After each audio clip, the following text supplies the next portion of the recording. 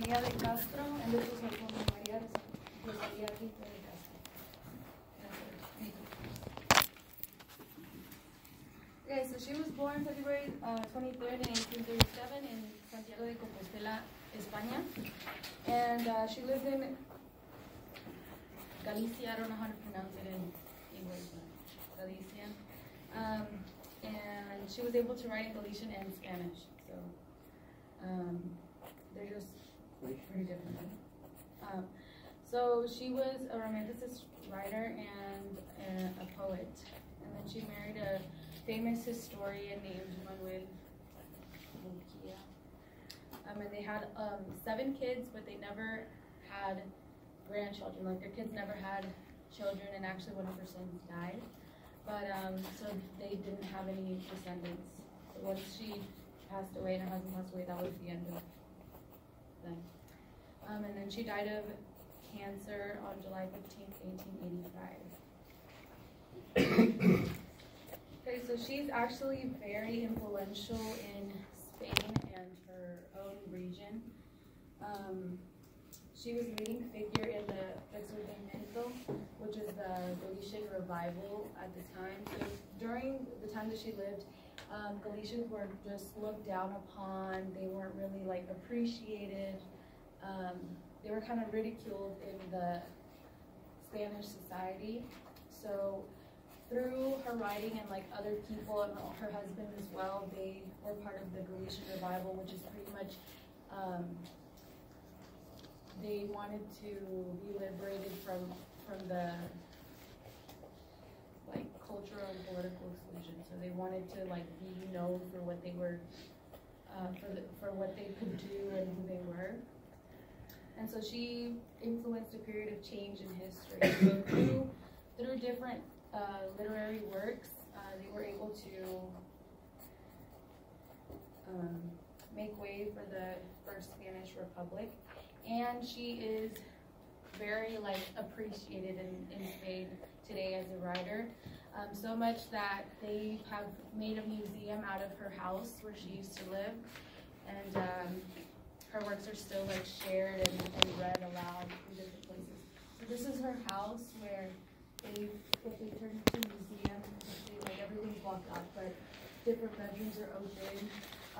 In the top, I don't know if you can see, this is Casa Museo de Castro, and then this, you probably can't see, but it says, in this house lived and she died here in July of 1883. The poet, a popular poet of Galicia.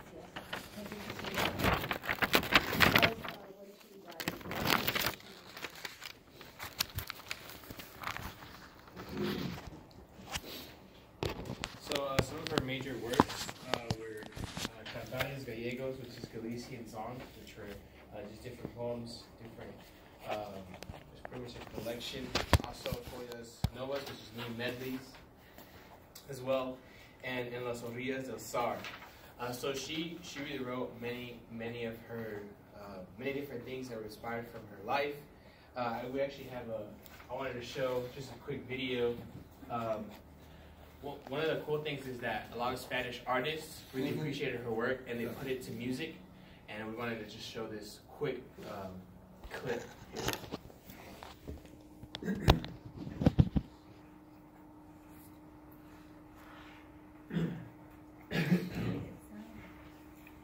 Find the sound button there.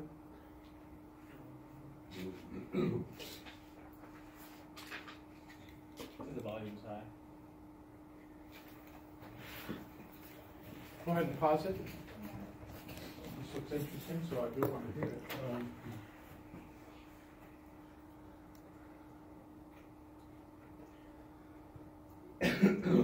We're going to come back to that. It was on mute, so try that again, please.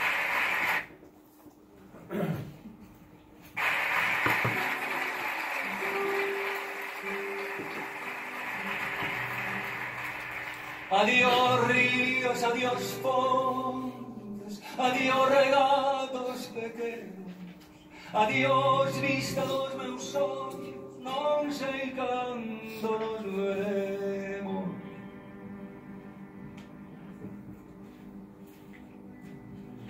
Miña terra, terra donde me criei, hortiña que quero tanto, figueiriñas que plantei, prados, ríos, arboredas, pinares que move o vento, paxariños fiadores, casiña do meu contento, muiño dos castañares, noites claras de luar, campaniñas timbradoiras da igresiña do lugar, amoriñas das silveiras que lle daba o meu amor, camiño Sandro mío, adiós para sempre, adiós.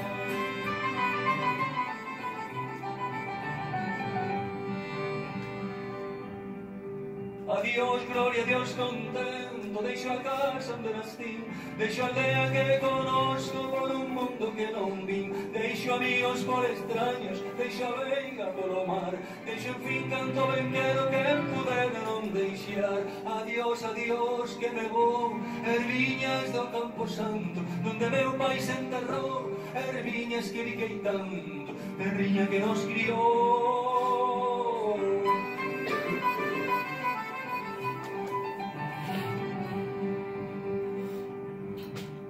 Xa se oyen lonxe, moi lonxe, as campanas do pomar, para min hai coitadiño nunca máis han de tocar. Xa se oyen lonxe, máis lonxe, cada vara de lor, ponme sollo sin arrimo, miña terra, adiós, adiós, adiós.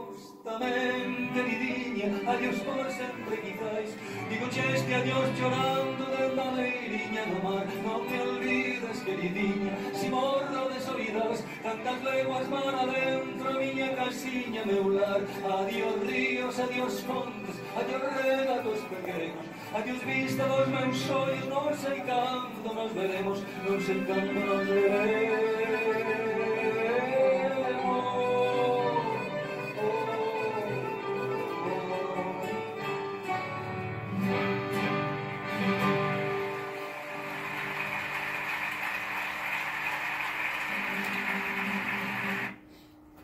So definitely, I thought when I was listening to it earlier, it's really beautiful how she was able to use a lot of her culture, and goes to like our next, we're talking about different styles and themes. She used her writings to portray her emotions. Definitely, how she felt. One of the things that we can notice is that it's melancholy in tone, with a sense of despair.